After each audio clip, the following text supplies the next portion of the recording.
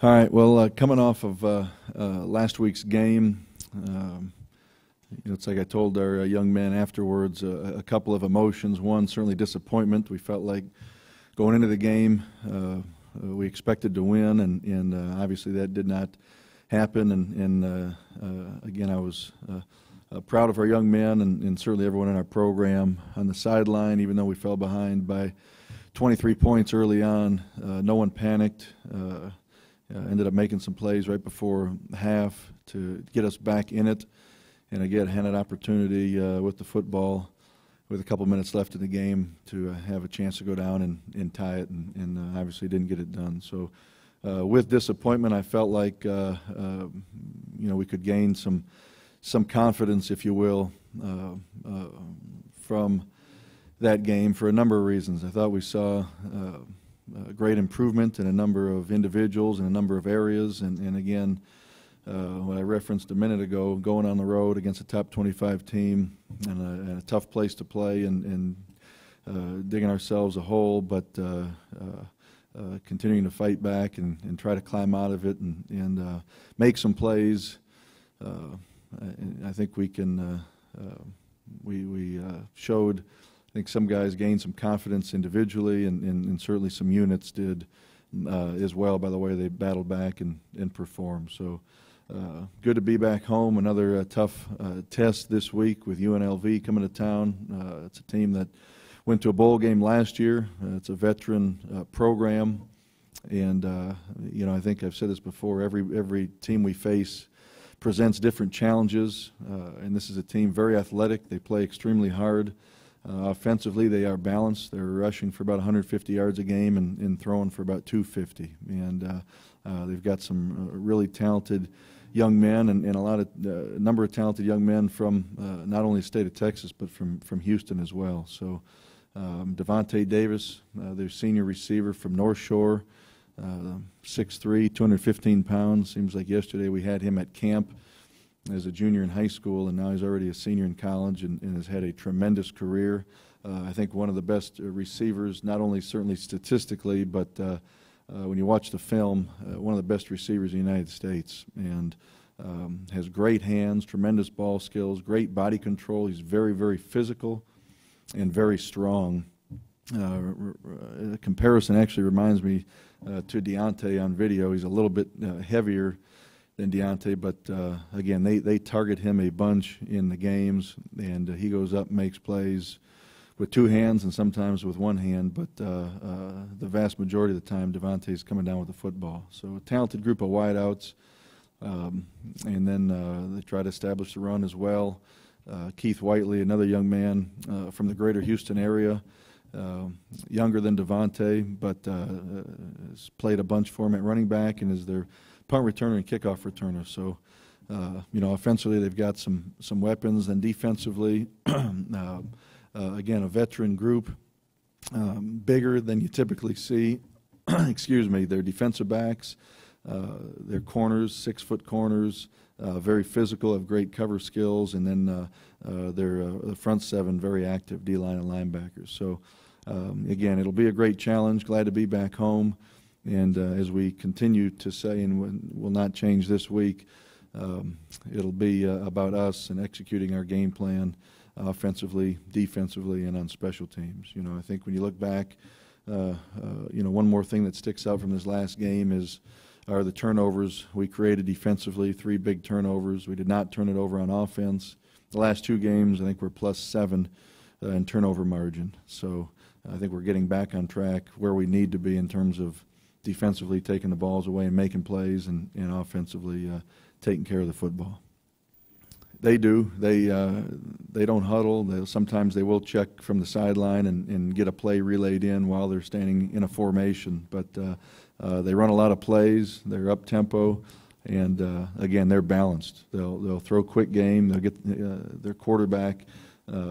Blake Decker gets the ball out of his hands extremely quickly, and again, they've established the running game. So, offensively, with what they do for us defensively, we got to make sure our young men know the game plan extremely well and can get lined up quickly, similar to what BYU did offensively in terms of the tempo. Yeah, they list two receivers on their depth chart, but you'll see them in a lot of what we call 10 personnel with one back and four receivers out there. So two of their top four receivers aren't even listed on their depth chart, but they play a lot of wideouts, and again, they try to spread the field, throw the ball down the field quite a bit. You mentioned Devontae. Does that schematically change how you approach this game? It could. I mean, he again, I said this 6 minutes ago, he's one of the top receivers in the country. And again, not only is he one of the top receivers in the country, but he's a guy they throw the ball to quite a bit. So that's been proven. It's on video. It's been proven statistically. So we know that going into this game. So he's going to be a guy that we identify where number 81 lines up on every down. Thursday night you spoke about resolve and your team, bouncing back over, had the 23-point deficit. We're going forward, that confidence building, how does that help those young men? Well, I think you get confidence by playing well. Typically you get confidence by playing well and winning. And again, a loss ends up being a loss at the end of the day. But, I think we had some individuals improve. I think in John O'Corn's career, that was one of his better games. I think he stood in the pocket. I thought he took some really big hits as he was releasing the football at times. I thought he made great decisions, and I thought he was extremely accurate. And having said all of that, I thought he played very confident. I thought our offensive line against a very good defensive front gave him a great time and great protection for the most part in the passing game. I think our receivers made some great plays, which can give them confidence. Having said that, not to talk out of both sides of my mouth, we dropped too many passes. We dropped 7 balls, which were certainly critical drops in the game. And but again, I think falling behind by 23 points early and certainly not even considering giving up. I mean, the kids continued to play hard, and then we found ways to make plays. We got points on the board with 3 minutes left, and then our defense comes out, and Joey Embu goes up and gets an interception, and that gets us a touchdown. And then 2 plays before half, really 3 plays before half, it looks like they hit a receiver down the sideline on a wheel route, and they're going to get in an opportunity to get a field goal right before half. And next thing you know, Adrian McDonald secures a tackle, takes the football away, runs it back to midfield, and 1 play later we got Daniel Spencer on a Hail Mary. So I think making plays like that gives you confidence. Playing a program like BYU, who's a top 25 team, probably should have been preseason with the young men they got back, and the way they're playing right now, I think they're playing in all 3 phases as good as any team nationally. And again, to go toe-to-toe with them all the way down to the wire after having fallen behind by 23 points, you can leave a game, although you lost, I think you can take some things positive away from the game. And again, if I stand here and say game 3 we took some steps forward, we got to continue certainly to take those same steps forward into game 4. Well, a couple things, and I'm going to start with this. One, we don't try to send that message at halftime. We try to send those type of messages to our student athletes Tuesday, Wednesday, and Thursday prior to the game. So, and what we talk about in our program are a couple things. It's going to be a 3.5-hour contest, 60 minutes on the clock, but it lasts 3.5 hours. And whether we get ahead early or whether we fall behind early, we want to keep our poise and our focus on the sidelines. We don't want to panic. Again, panic if we're ahead or panic if we're behind.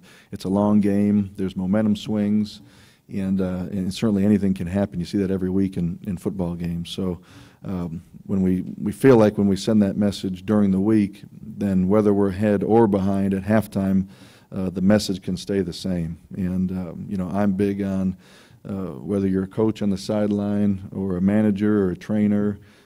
Everyone's calm and everyone communicates and really stays focused on the task at hand, because I feel like student athletes will feed off of the coaches and the staff members, and if they panic, then I feel like that can set in among the young men. So we try not to do that. Something certainly we talk about during the week as well. And I think not to reference the question again, but I think even if you're ahead by a number of points early, you've got to make sure you don't relax as well. And given the choice, we certainly would not like to fall behind in these games. And I think starting fast is something we need to improve on.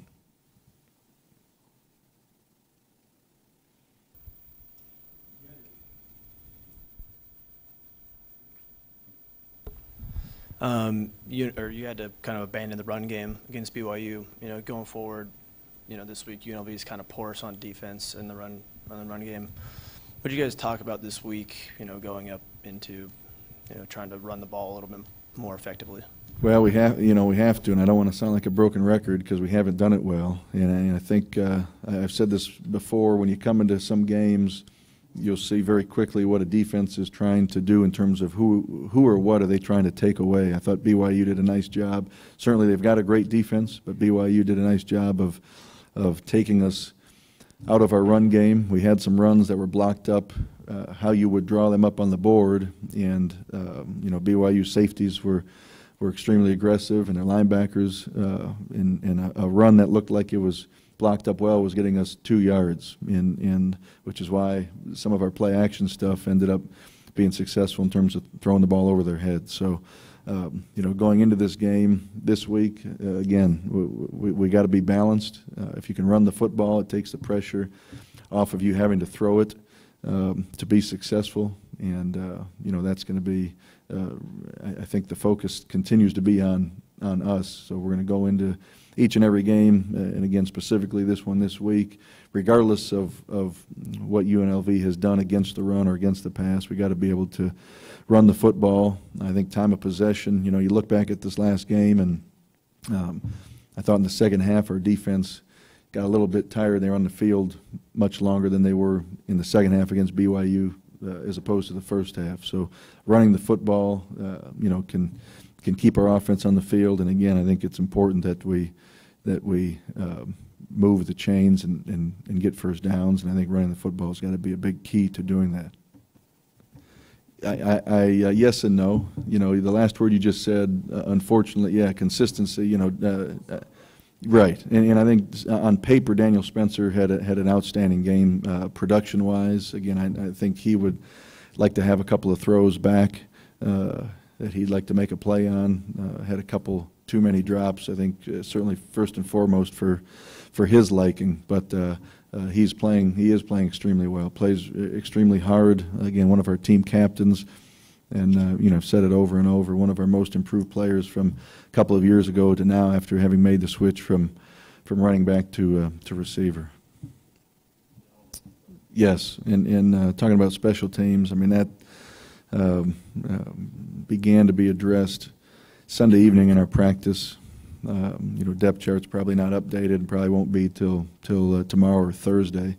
And whether it's guys in our return game in terms of blocking, guys in our coverage units, or possibly more competition at a punter or holder, that's yet to be finalized, but it's something we took a hard look at on Sunday night. And I probably should have mentioned a couple minutes ago, I mean, UNLV has got as good a special teams as anyone in the country. Their punter is outstanding.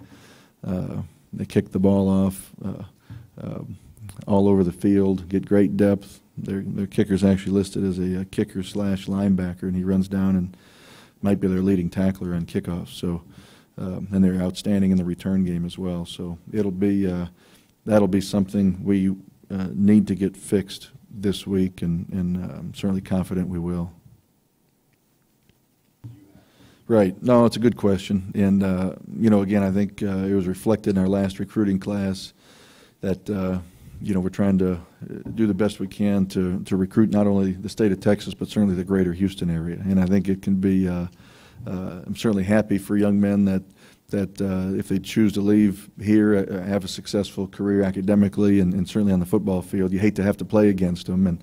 And you know, when I talk about the Keith Whiteleys and the Devontae Davises that seemed like they were just here in high school, and you know, now they've gone off somewhere else. And certainly there's many. I don't have to. This goes without saying how many programs are in the state of Texas for. And I think it speaks volumes as to what kind of student athletes there are in the state of Texas, and certainly the greater Houston area, that other programs can come in and recruit young men out of here and have great careers. So, but again, with our program, we're really focused on greater Houston, this part of Texas, and again, I think it showed up in who we signed in terms of where they're from in last year's recruiting class.